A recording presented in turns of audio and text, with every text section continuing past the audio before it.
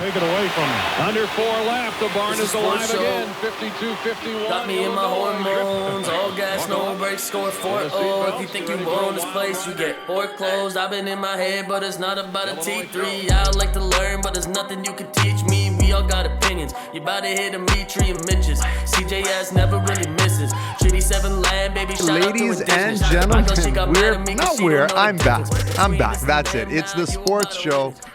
Sports Show YYC. That Instagram channel still hacked, ladies and gentlemen. So with that being said, we're trying the best we can. This is actually ridiculous that a company like Facebook, or Meta, I should say, cannot for the life of them retrieve this account and offer any kind of customer service. It's just been ridiculous. And so we apologize for that. But you know what? That's fine. Maybe blessing in disguise. Because as you know, of course, the podcast is streaming on Spotify, on iTunes, on Podbean, but more importantly, Sports Show TV on YouTube. And thank you very much. Last few videos gotten a lot of traction. I don't know what the difference is. There's something that's just missing or not missing. Something's different, and all of a sudden we're just getting record-breaking numbers. I'm just not sure what it is. I can't put my finger on it. I just don't know. Mitch is cringing right now, but I'm cringing too. I miss the guy. I can't lie. But Sports Show TV on YouTube. Thank you very much for the support. But subscribe to the channel. It'll have the clips and the podcast and everything that goes with it. But here we are. We're back. Another episode. And again, we just got to get right into it because we do got a few things to talk about. But one thing I have to get off my chest. So this week I've been taking the time off of work, okay? So we're going to Greece. When Mitch comes back, we're going to Greece right after. And so we're taking the time off of work. And my wife and I are bouncing back and forth because of for childcare the couple weeks. Now, I get it that it's Father's Day tomorrow. Again, this being Saturday, we're recording. But man, oh man, oh man. Gentlemen out there, please, this is the real work of life. I mean, holy smokes. I have an appreciation. Not that I didn't, but you know, sometimes you just need experience. So all you moms out there, you do the real work. You do. I mean, you know, here we are in the show. We talk about the grind. We talk about sports. We talk about the culmination of the physical and the mental, and that's why we're drawn to it.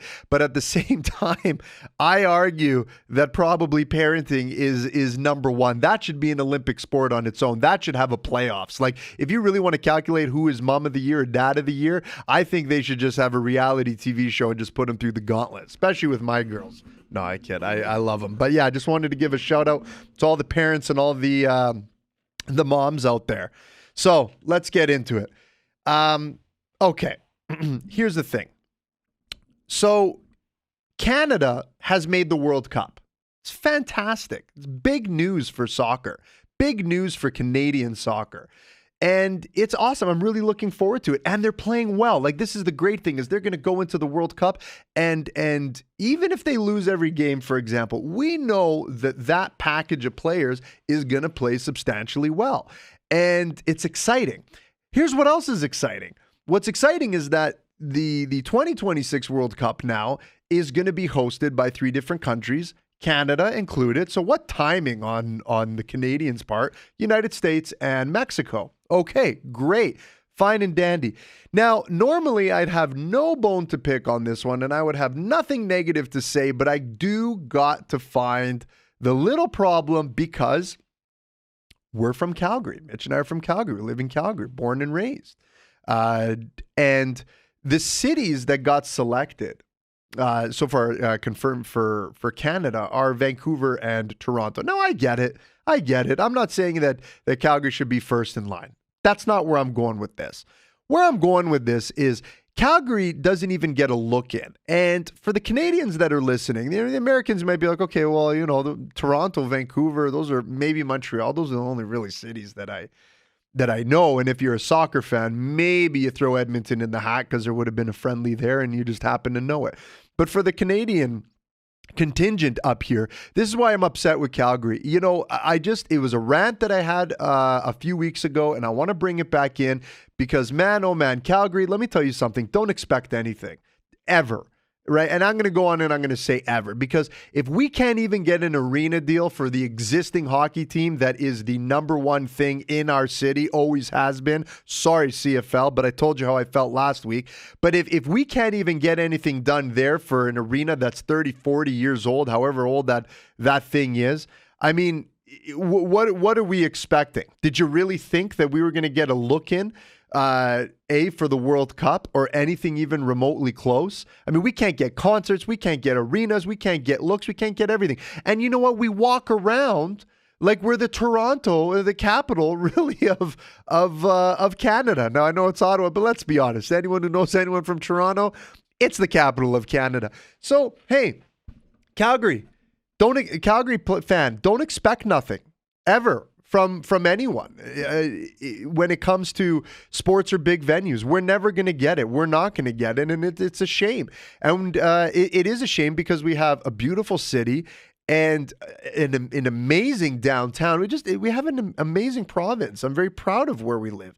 But the fact of the matter is that it's a shame that we don't even get a look in, and we're always going to lose out to these two cities, and I'll throw Montreal in the hat as well, depending on the venue. We're always going to lose out because we can't get anything done in here. For crying out loud, it's so bad, and it's upsetting. We can't even get the Olympics. We can't even get a World Cup. We just can't get anything, okay? And so that's my rant for that. I had to bring it up because it is something that bothers me, and I hope that it changes. So that's how I feel. Okay, speaking of changes. You know, we get into the off season, right? We get into the off season of sports. And when I mean sports is when I told you that Toronto is the capital city of Canada because they deem it. Well, guess what? The NFL is the capital city of sports because when it's on, everyone knows everything else doesn't matter for the most part. But here's the thing. I say, okay, it's the off season. Why are we talking about the NFL? Why would I want to talk about the NFL? There's nothing much going on. Yeah, there is. Yes, there is. And so, you know, part of it here is to say, okay, what's going on with trades, or is there something going on with the team? No. Look, I don't care about the trades. Don't care about agencies, free agencies, anything. I don't care about any of that stuff.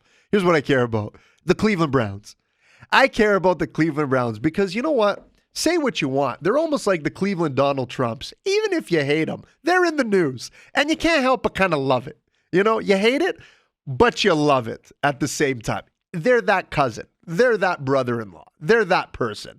And so for me, I look at Cleveland and I say, wow, you guys just always have to do the wrong thing. I am certain that the Cleveland Browns still think that they're filming the movie Draft Day. And the only solution is just somehow, some way get the Costner to come back into this organization. So what am I talking about? Let me bring you up to a little bit of speed. Deshaun Watson gets let go from the Houston Texans. Why? Misconduct allegations, multiple allegations. Franchise can't get around and says, hey, we got to package you out. You got to go. Honey, sugar, baby, I'm sorry, but this is the end of the line for you. Okay, no problem. So he's in limbo. He's in the NFL purgatory. What happens? A couple teams wanted to bid on him in this past year. Lo and behold, Cleveland Browns, they get him. They sign him. Well, they tell Baker, hey, sorry, but it is what it is. But we're not letting you go, but it is what it is. So now you got this guy frustrated. And Baker's not been shy to let the world know his displeasure for that situation. But now what's happening in the news, two more big allegations. Deshaun Watson, he can't escape it. It's crazy. So now the Cleveland Browns are in a situation where they sold the farm really to get Deshaun Watson. This guy who takes him into the playoffs and has helped the franchise. I'm not saying he's a great quarterback. I'm just saying that there was progression there as a Browns fan, okay? And then they turn around and go, yeah, no. Now they need him back. And now they don't know what to do. I'm going to tell you what to do really quick. If you want to know the art of letting someone go and then bringing them back, just hire a Greek that either owns a restaurant or has run a restaurant, and they will fix you up right away. We are the kings and queens. And I would say the queens, the moms in the restaurants are the best ones at doing this.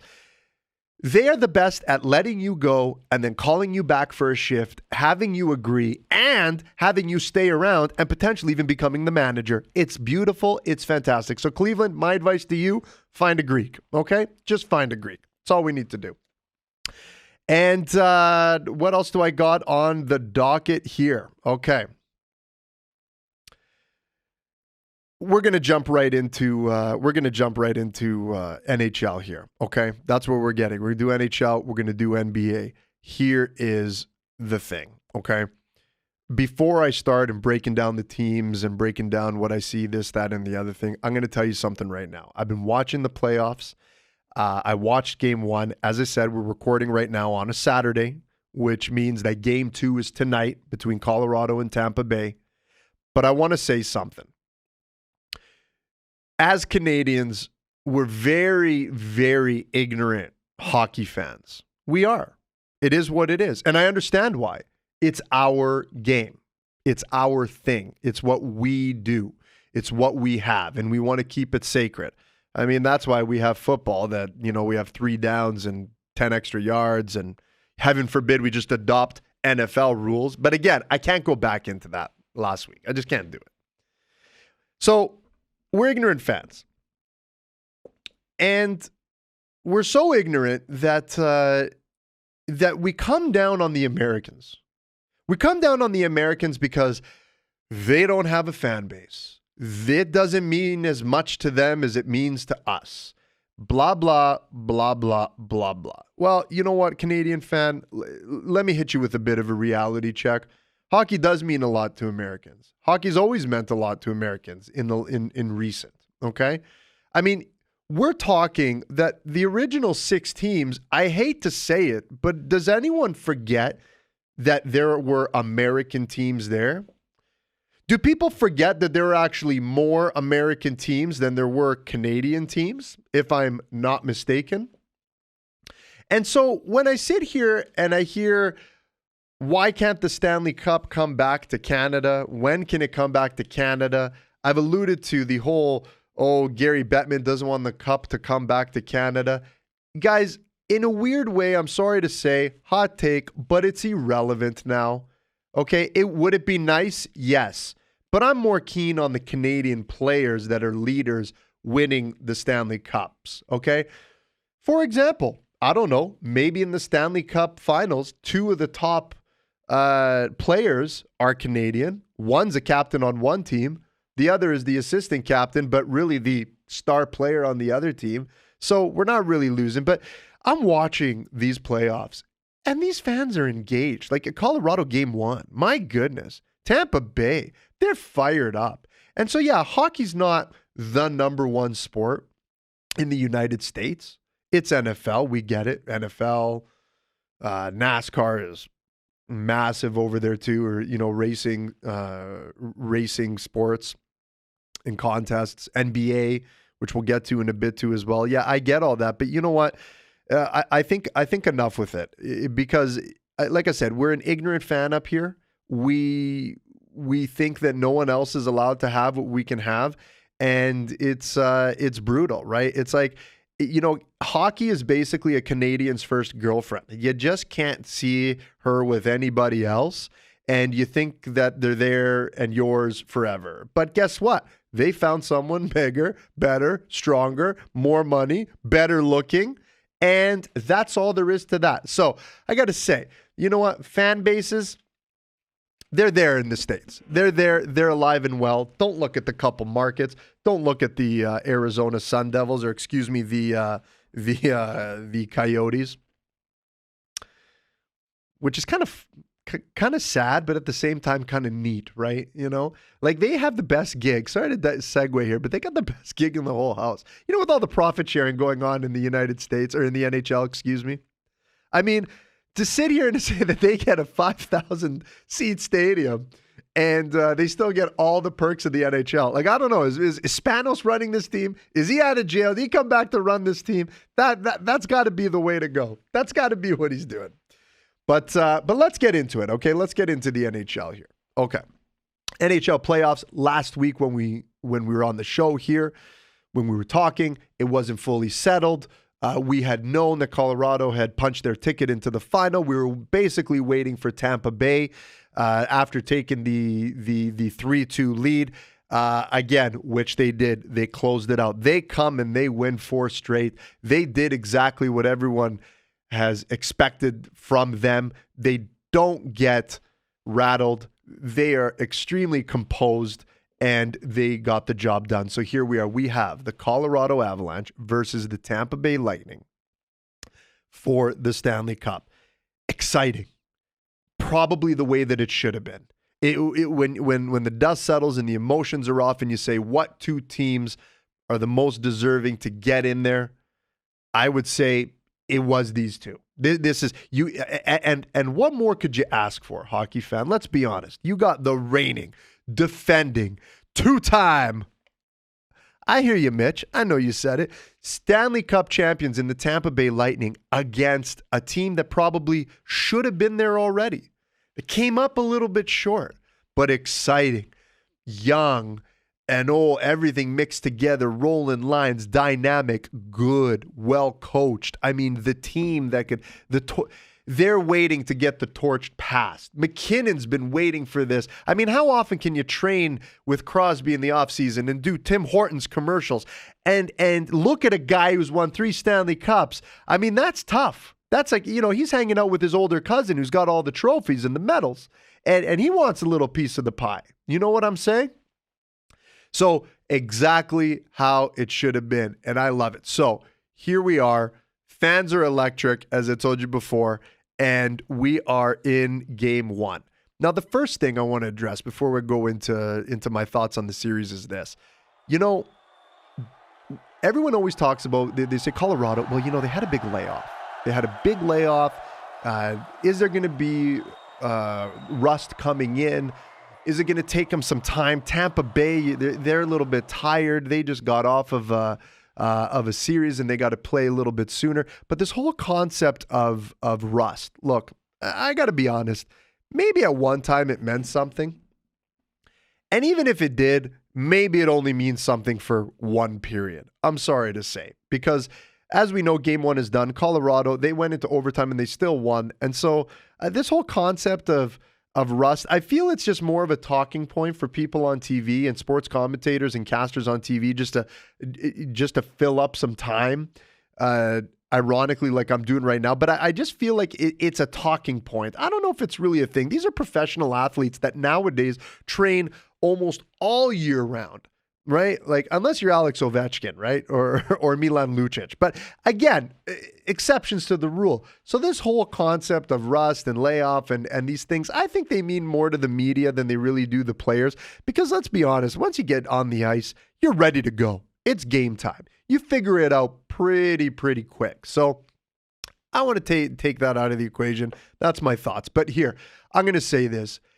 Game 1, watched it. What a way to start a Stanley Cup final. You want to get people engaged because there's not as much hockey on TV anymore, and you want them to tune into something, and you're literally seeing the 2 best right now. This is fantastic. Electric, exciting. Colorado playing at home. The fans have been wanting this.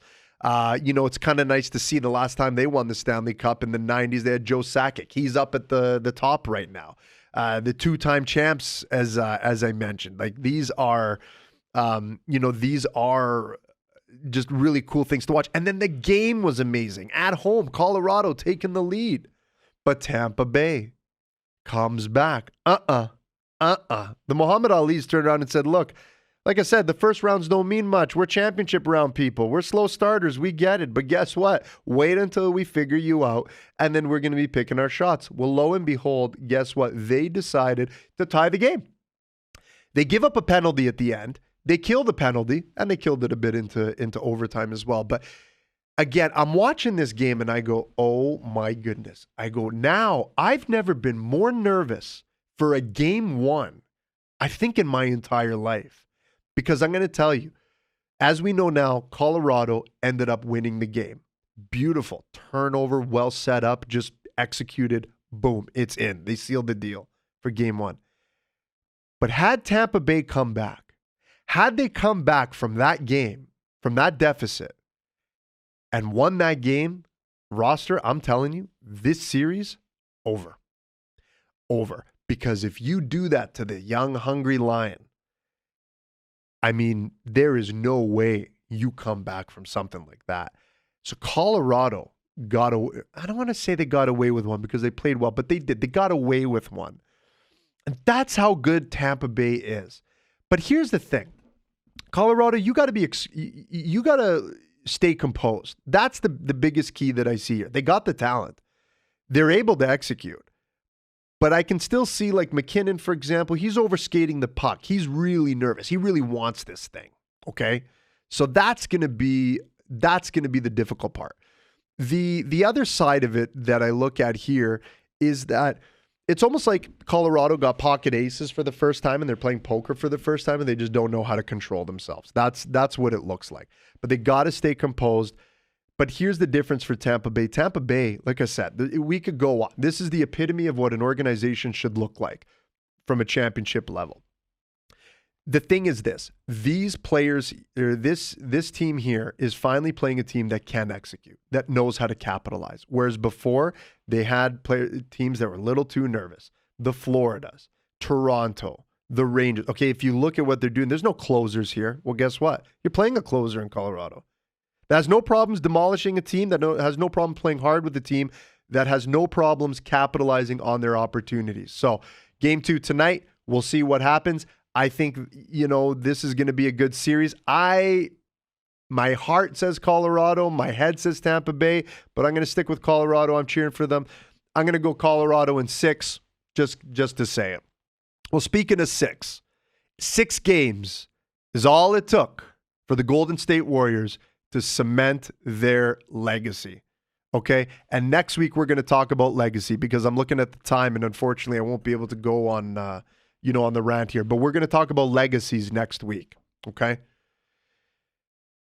Golden State, first of all, because when you call it, you get to brag about it. I called it. I said it before the season started. Ask Mitch. I was there. And then if you go back to the archives or archives, you're going to hear that before the playoffs even started, I said Boston and Golden State, and Golden State still to win. So I called it. Roster, what do you want? I even did NCAA. I don't know what you want from me. I don't know what you want from me anymore. But here's the thing.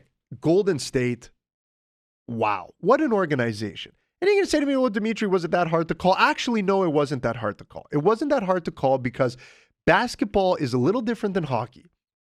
Players make an impact. Players can make a difference. It's just that type of game. In hockey, yes, a player can make a difference, but the team has to be structurally sound from top to bottom, okay? In the NBA, it makes a difference. What happens? 2 years ago, this is a team that's pretty much last. I think they were last, okay? I mean, you're thinking the dynasty's over, but the big thing is Klay Thompson is back, their other shooter. It opens up the lanes. It changes the dynamic. And it's the team that Kerr wants. It's the team that he was looking to get into the style of team in which he can coach because that's the type of player that he was. And it all works out. And you know what? When you have great coaching, great players, great everything from top to bottom, and a maturity. You remember when they were winning these championships, and at the time it was really Golden State versus LeBron James and company and whoever he was at the time, in Cleveland. If you look, this is the team that was never supposed to be the dynasty. It was supposed to be LeBron James winning everything year over year.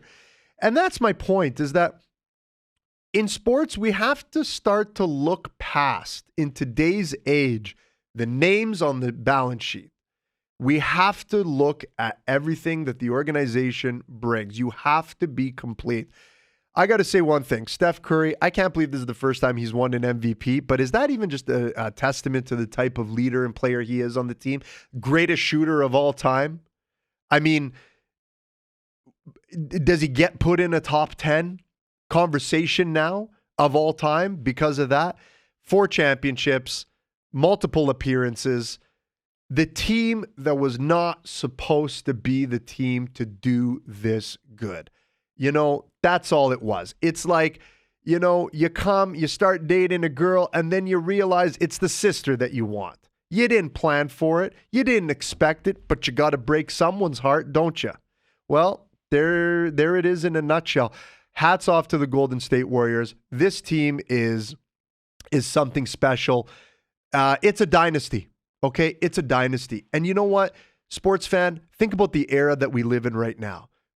Golden State Warriors. We're looking at Tampa Bay, dynasties, legacies.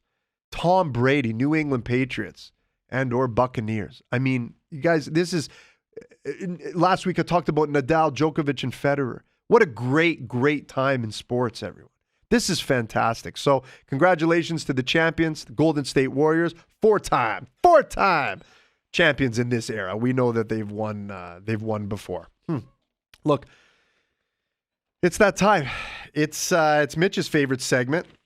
I got to turn a bit this way because I got the glare. See, look at the notes. I didn't use a good pen this week. It was tough. So apologize for the video. I gotta adjust this, right? Because you want to see the mug. I get it. Okay, it's time for Rapid Banter. All right. The Panthers are looking for a new coach. Pass me another DeBoer or dance the Foxtrots. Look, in my opinion, go with an actual winner, not a guy who can get you to the dance, one that can win. Go with Trots. Come on, it's not an open. The U.S. Open in golf is down to the wire. McIlroy back-to-back or bring on the live players. This thing, it's getting more interesting as time goes. I love it. John Tortorella, new coach of the Philadelphia Flyers, and he says a lot needs to be done. Broad Street Bully, or I guess that's what I'm saying, Brooksy. I got to tell you, this guy's got the best clip segment of all time, I think.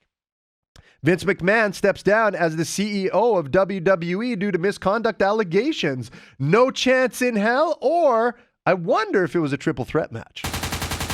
I'm not going to touch that one. We'll leave it alone. Gas prices continue to soar across the world. Regular unleaded or lather the horse. Listen, if you've been a roster member for many years, you'll understand what that one means. That was, I had to do it for Mitch. Look, speaking of Mitch, I miss the guy. But here's the thing. I talked about parenting at the beginning. Mitch is a dad. I'm a dad. A lot of dads out there in the roster. A lot of dads out there in the world. And what's coming up tomorrow, by the time you listen to it, it is Father's Day. So, because we're not on the CGSW, it's back to Maga Malaka. Father's Day, gifts or things to do for your father. Okay, number one, easy. Underhand toss. Over the plate. No big deal. Socks. Maga Malaka. Listen, as you get older, Maga, when you're younger, you don't want them. But as you get older, man, you need them. It's amazing how many holes are in those things as the years go by. Tie. Magar Malaka. Look, I gotta go with Malaka on this one, and I'll tell you why. Because usually they're novelty ties, and you can't really wear them out. So just you know what? Do the socks. At least you can kind of talk around them, and guys can wear funky socks for a tie. I say Malaka. Breakfast in bed. Malaka right away. Look, you know what? Just let them sleep. Let us sleep. Okay. Don't wake us up. Just let us sleep. You know what I mean? Plus, guys have a routine before breakfast. There's a routine. You know, you got to get up. You got to grog. You got to let a couple rip. You know how it is. Beer.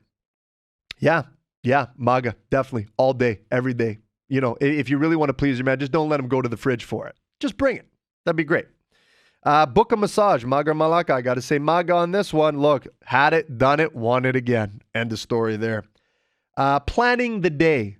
Malaka. Look, ladies, kids, everyone out there, roster, don't plan the day. Don't be too structured. This is a day where we want to go by the beat of our own drum, like we do all the time, you know? And last but not least, a little bit of loving at the end of the night. Look, let me tell you something. For Father's Day, all you wives out there, partners, let me tell you something. It's very simple. It's called the Bravo Juliet. That's it. That's what makes us happy. That's all we're looking for. It's our Stanley Cup. It's our Super Bowl. It's the only thing we live for in life right now. So yeah, I'm going to go Maga with that asterisk.